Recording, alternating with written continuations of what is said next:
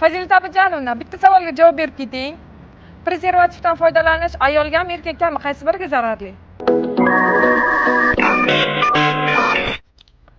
Ayollarga-da. Albatta ayollarga bo'ladi. Bugun kelgan ayolim xuddi shunaqa shikoyat bilan keldi. O'zi 28 yosh ayolimiz, ikkitagina farzandlari bor. Kelyaptilar-da, doktor, menda o'zi klimaks boshlanyapti. Men hayzim o'zi 1 kun, 2 kun bo'lib qoldi. Yaxshi kelmaydi, bitta prokladkam to'lmaydi hatto. Deb aytdi. Shunda biz uni anamnezini surishtirganda aytibdiki ayolimiz, xo'jayinim har doim prezervativdan foydalanadi, bola bo'lib qolmasligi uchun. Spiral ham qo'ydirgan qo'ymaydi.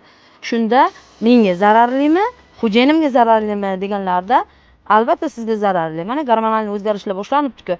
Erkakdan kelayotgan spermani ayollar organizmiga katta ta'siri bor.